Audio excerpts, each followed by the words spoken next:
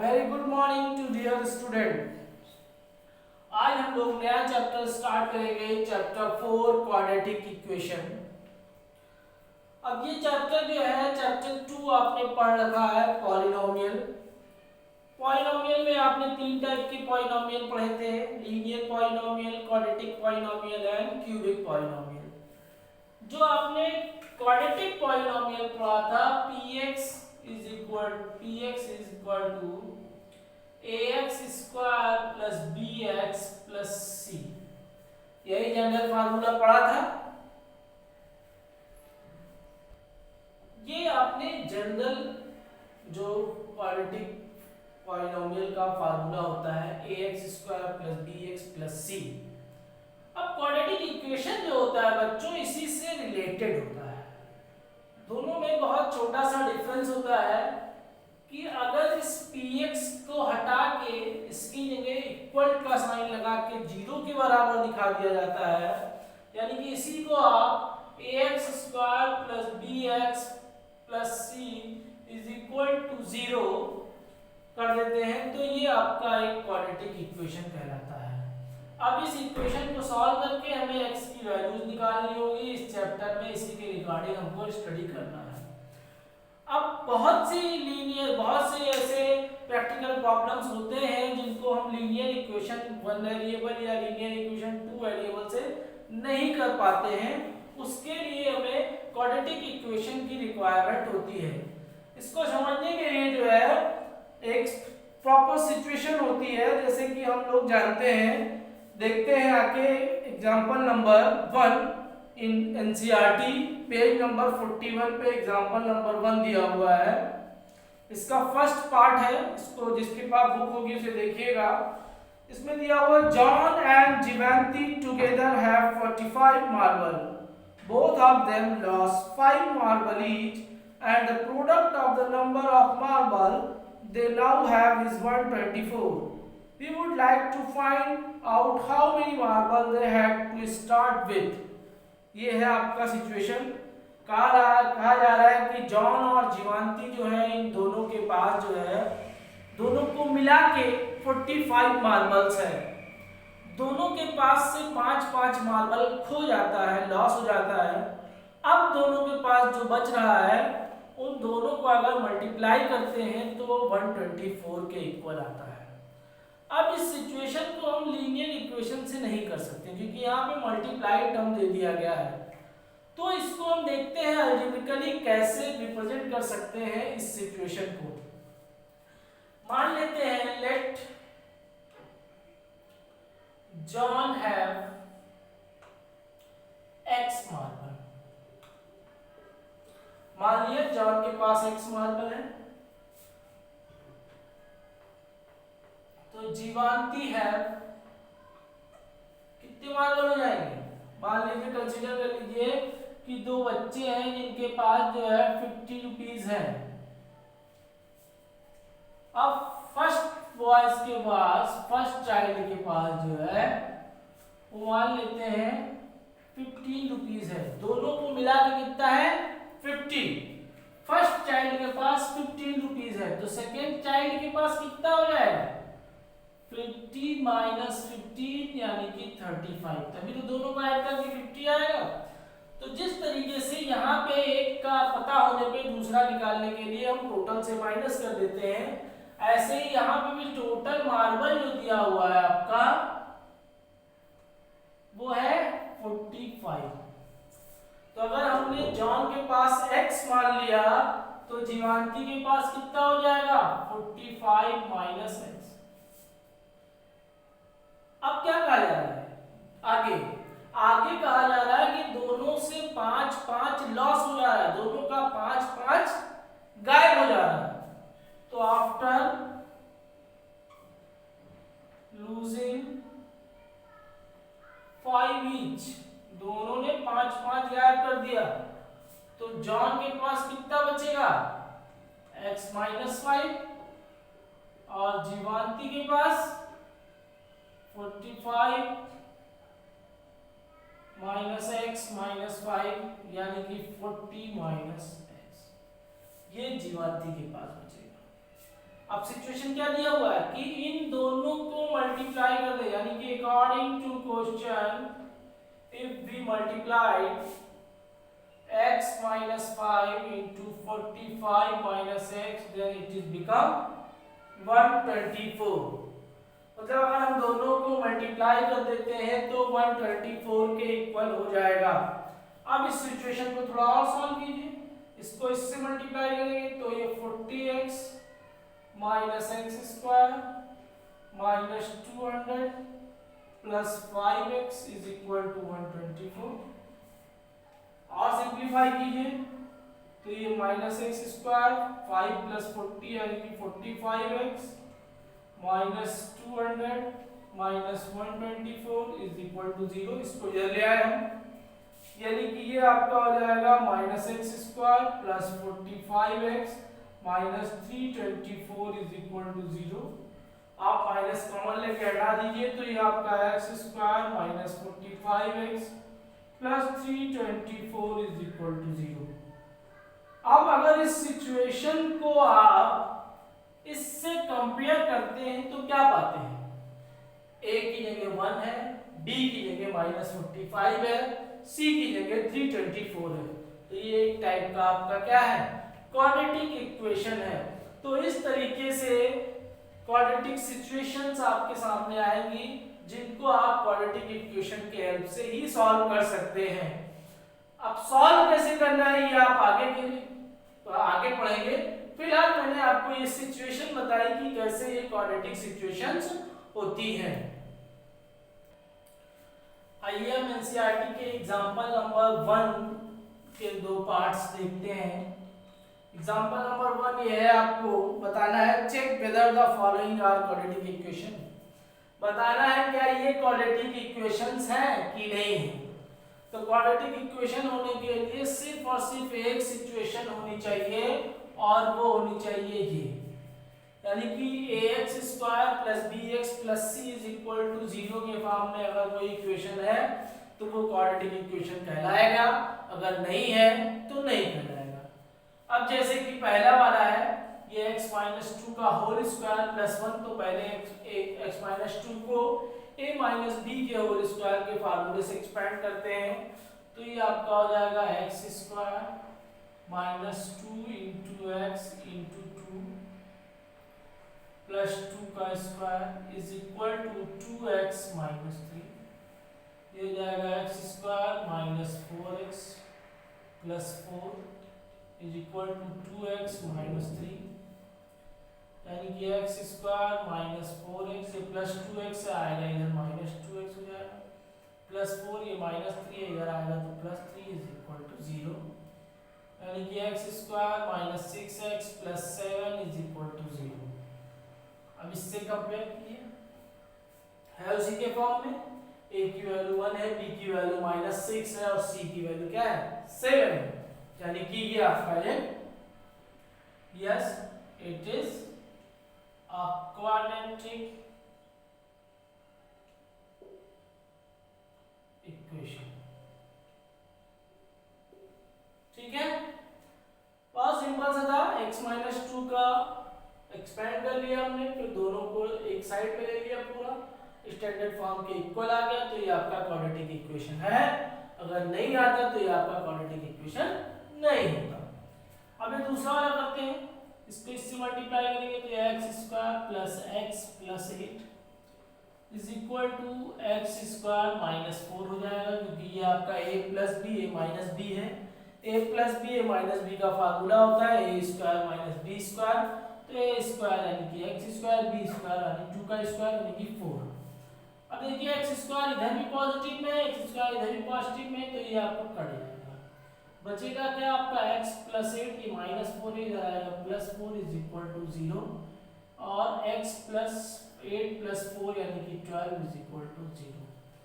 अब क्या इस फॉर्म में है, ये नहीं है, तो ये आपका क्या हो जाएगा नॉट, ये क्वाड्रेटिक इक्वेशन नहीं होगा।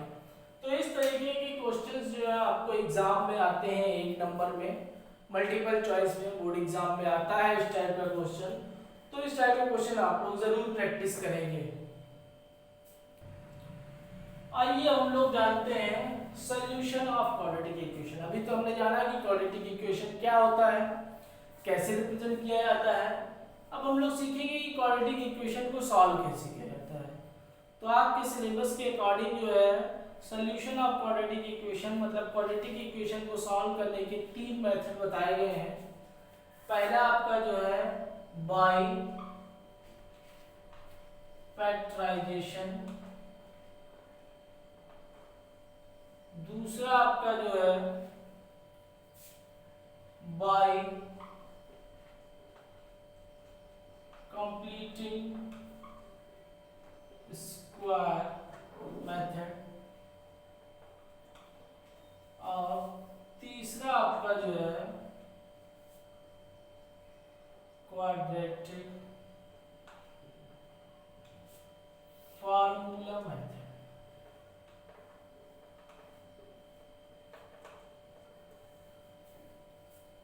अब solution of the quadratic equation जो होता है इसे रूट कहा जाता है। जो x की वैल्यू आती है वो रूट होती है। सिंपली आपने क्वाड्रेटिक पॉलिनोमियल में जो आप जीरोस निकालते थे वही यहाँ पे रूट्स होते हैं। जो x की वैल्यूज आप निकालते थे जिसपे पूरा पॉलिनोमियल जीरो हो जाता था वो आपका जीरोस ऑफ द पॉलिनोमियल कहलाता था। लेकिन यहाँ पे वही आपका जो है रूट ऑफ द पॉलिनोमियल कहलाता है। तो यहाँ पे जो सबसे पहला मेथड है बाय फैक्टराइजेशन मेथड, इसके बारे में जानते हैं हम लोग। सिंपली जैसे आप मिडिल टर्म स्प्लिट करते थे पॉलिनोमियल को, मिडिल टर्म स्प्लिट करके दो फैक्टर बना के उसे जीरो के बराबर दिखा देते थे, सेम वैसे ही यहाँ भी करना है, कोई चेंजेस नहीं है। जैसे कि एग्जांपल नंबर 3 दिया हुआ है 2x square minus 5x, 2x square minus 5x plus 3 is equal to 0। आपको इसको फैक्टराइजेशन मेथड से सॉल्व करना है। अब सिंपल सी बात है, क्वाड्रेटिक इक्वेशन जो होगा यानी कि इसका डिग्री जो है वो 2 है, तो इसकी जो रूट जो x की वैल्यू निकलेंगी वो हमेशा 2 वैल्यू निकलेंगी। अब वो 2 वैल्यू कभी कभी इक्वल भी हो सकती है, कभी कभी अलग भी हो सकती है, डिपेंड करता है वो क्वेश्चन के ऊपर। अब यहाँ पे इसे हमें फैक्टराइजेशन मेथड से करना है। तो सिंपली हम लोग कैसे जानते हैं कि इसको मल्टीप्लाई करते हैं, 2 इंटू 3 आया, 2 इंटू 3 आपका 6 होता है। अब अगर हम इसका फैक्टर इस तरीके से करते हैं कि ये मिडिल टर्म को इस तरीके से स्प्लिट करते हैं कि उनका मल्टीप्लिकेशन जो है वो फर्स्ट और लास्ट टर्म के मल्टीप्लिकेशन के बराबर हो और एडिशन या सब्ट्रैक्शन जो हो वो मिडिल टर्म के बराबर हो। तो जैसे 6 है तो हम 6 को क्या क्या लिख सकते हैं, हम इसको 2 इंटू 3 भी लिख सकते हैं, इसको हम 6 इंटू 1 भी लिख सकते हैं। ठीक, अब देखना क्या है कि यहाँ पे क्या चीज होगा। अब जैसे हम इसको 2 इंटू 3 अगर करेंगे तो इस 5 को जो है हम तो -2 और इंटू -3 लिखें, इन दोनों को ऐड करेंगे तो -5 आएगा, मल्टीप्लाई करेंगे तो +6 आएगा। और जैसे 6 भी लिख सकते हैं तो -6 इंटू +1 करें तो -6 इंटू +1 करेंगे तो -5 तो आएगा, लेकिन इन दोनों का जो मल्टीप्लिकेशन हो जाएगा वो माइनस में चला जाएगा। इसलिए हम ये नहीं अप्लाई कर सकते हैं, हम सिर्फ ये अप्लाई करेंगे। यानी कि इसको हम लिख सकते हैं 2x square minus 2x plus 3x, इस 5 को हमने तोड़ दिया, 2x plus 3x plus 3 is equal to 0। अब ये आपका 2x square minus 2x minus 3x plus 3 is equal to 0। इसे एक साथ ले लीजिए, इसे एक साथ ले लीजिए, इसमें से 2x कॉमन ले लेंगे तो यहाँ बचेगा x और यहाँ बचेगा -1। यहाँ से हम -3 कॉमन ले लें तो बचेगा x -1 इज इक्वल टू 0। पूरे से हम x -1 कॉमन ले लें तो बचेगा 2x -3 इज इक्वल टू 0। अब ये दो फैक्टर हमें मिल गए, इसी को कहा जाता है फैक्टराइजेशन। अब एक दोनों को अलग अलग 0 के इक्वल दिखाइए तो x -1 जब आप 0 के बराबर दिखाएंगे तो x इज इक्वल टू 1, एक वैल्यू ये मिल रही। और 2x माइनस 3 को जब 0 बराबर दिखाएंगे तो 2x इज इक्वल टू 3 और x इज इक्वल टू 3/2, एक वैल्यू ये मिली। तो जिस तरीके से आप क्वाड्रेटिक पॉलिनोमियल को सॉल्व कर देते हैं, सेम वैसे ही फैक्टराइजेशन मेथड में आपको करना है। मिडिल टर्म स्प्लिट कर लेना है, उसके बाद उसे 0 के बराबर फैक्टर बना लेना है और उन्हें 0 के बराबर दिखा के x की वैल्यू निकाल लेनी है। यही आपके रूट ऑफ द इक्वेशन कहलाएंगे। आई बात समझ में? आइए हम लोग एनसीईआरटी का एग्जांपल नंबर 5 देखते हैं। Find the root of the quadratic equation 3x square minus 2 root 6x plus 2 is equal to 0। इसका हमें निकालना है, तो इसको भी हम मिडिल टर्म स्प्लिट करके ही करेंगे। अब जैसे देखिए यहाँ पे भी 3 और 2 है, यानी कि 3 इंटू 2 करेंगे तो 6 आना है। यानी कि अब हमें मिडिल टर्म को इस तरीके से स्प्लिट करना है कि इनका मल्टीप्लिकेशन 6 है। अब मिडिल टर्म हमारा क्या है? -2 रूट 6। अब इसको हम क्या क्या लिख सकते हैं? इसको हम लिख सकते हैं 3 रूट 6 माइनस 6, लेकिन उसका मल्टीप्लिकेशन अलग हो जाएगा। लेकिन इसको हम अगर -√6 इंटू -√6 लिखे तो क्या हो जाएगा?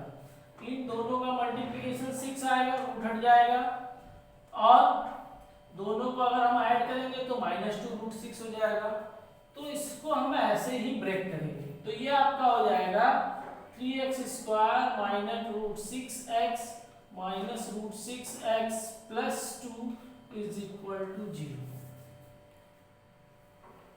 अब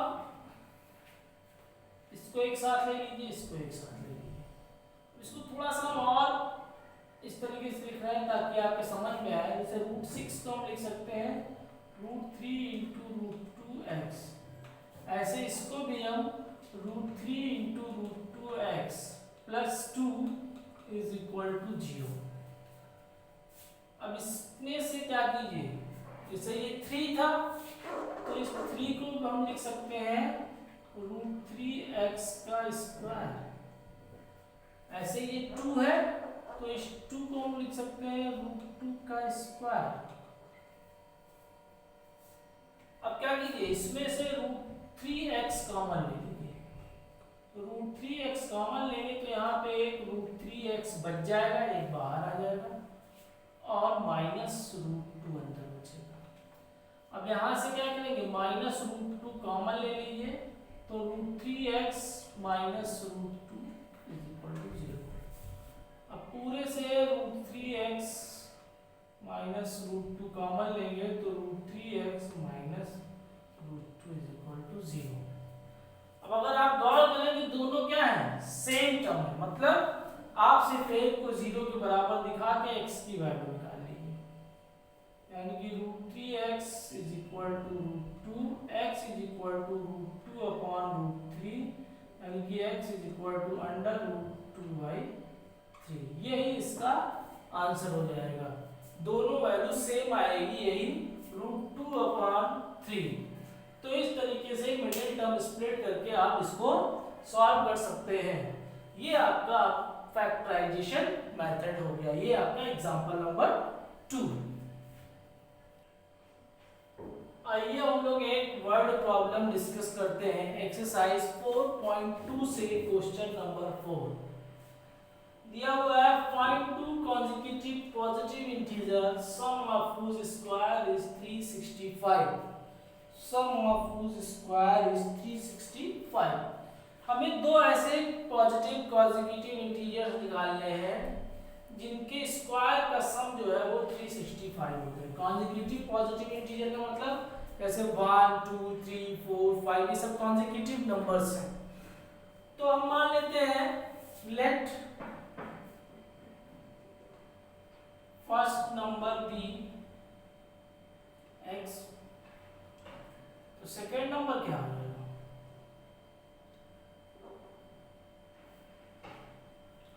भाई सिंपल सी बात है, कॉन्जिक्यूटिव इंटीजर है तो दोनों में 1 का डिफरेंस होगा। जैसे 1 के बाद क्या आता है 2, 2 के बाद क्या आता है 3, 3 के बाद क्या आता है 4, तो सब में 1 1 का डिफरेंस है ना, 1 1 ऐड होता चला जा रहा है। तो सेम वैसे ही अगर x मान लिया फर्स्ट नंबर तो दूसरा क्या हो जाएगा x प्लस 1। अब कह रहा है दोनों के स्क्वायर का सम, यानी कि according to question square of first number square of second number दोनों को ऐड कर दिया तो इट इज इक्वल टू 365। ये अलजेब्रिक सिचुएशन हो गया है, इक्वेशन बन गई। अब इसको जनरलाइज कीजिए तो ये x square plus 2x plus 1 is equal to 365, यानी कि 2x square plus 2x plus 1 minus 365 is equal to 0, यानी कि 2x square plus 2x minus 364 is equal to 0। 2 common मिल रहा है तो 2 कॉमन ले लीजिए पूरे से, तो x square plus x minus 2 2 8 जा 6। जनरल इक्वेशन आपका जो आ गया तो क्या आ गया, x square plus x minus 182 is equal to 0। अब इसको मिडिल टर्म स्प्लिट कर दीजिए तो 182 का फैक्टराइज कर ले हम, तो 182 का फैक्टराइजेशन जो होगा 182 का फैक्टराइजेशन 2 9 जा 18 2 1 जा 2, फिर उसके बाद 13 7 1 जा 7 7 3 जा 21, यानी कि 182 इज इक्वल टू लिखा जा सकता है 2 इंटू 7 इंटू 13। अब अगर हम इसको इस तरीके से लिखें 2 7 जा 14 प्लस 13, तो ये आपका ये आया 14 प्लस 13। अब अगर हम गौर करें तो 14 से 13 माइनस कर दें तो क्या आ जाएगा 1। तो इसी के अकॉर्डिंग जो है इसको हम फैक्टराइज कर ले रहे हैं, x square plus 14x minus 13x minus 182 is equal to 0।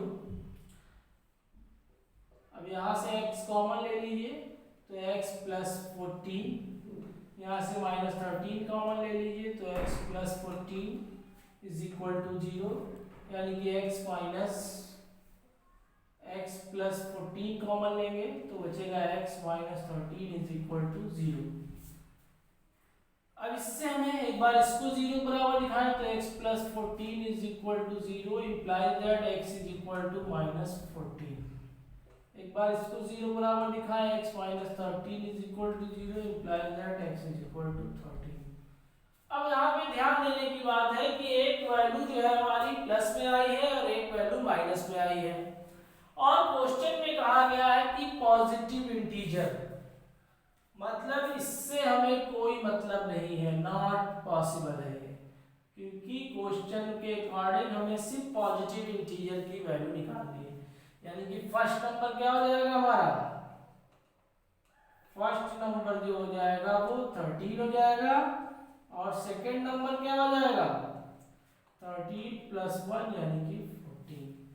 अब 13 एंड 14 दो कॉन्जिक्यूटिव इंटीजर्स हो गए, अगर इनके स्क्वायर का हम सम करेंगे तो 365 के बराबर आएगा। अगर आपको चेक करना है तो चेक कर सकते हैं, 13 का स्क्वायर प्लस 14 का स्क्वायर, 13 का स्क्वायर होता है 169, 14 का स्क्वायर होता है 196, दोनों को ऐड करेंगे तो 365 के बराबर आ जाएगा, और यही आपका क्वेश्चन में दिया हुआ, मतलब हमने जो क्वेश्चन सॉल्व किया है एकदम करेक्ट है। अब एक बार फिर से समझ लीजिए, पहले नंबर को हमने x मान लिया, दूसरे नंबर को x प्लस 1 मान लिया, दोनों के स्क्वायर को दोनों नंबर का स्क्वायर करके ऐड कर दिया, उसे 365 के बराबर दिखा दिया। सॉल्व करने पे हमें एक जनरल इक्वेशन मिल गया, x square plus x minus 182 is equal to 0। इस इक्वेशन को हमने सॉल्व किया तो हमें दो रूट्स मिले, एक -14 और एक +13, क्योंकि क्वेश्चन में प्लस पॉजिटिव कहा गया है, इससे हमें इसका मतलब नहीं है। और यानी कि एक फर्स्ट नंबर x की वैल्यू जो मिल गई हमें 13, इसमें 1 ऐड कर दिया तो 14 आ गया। ये दोनों हमारे नंबर हो गए, आंसर हो गया। अब बच्चों इसके बेसिस पे आप लोग जो कॉन्सेप्ट हमने बताया है एक्सरसाइज 4.1 एंड 4.2 कर सकते हैं। Thank you class.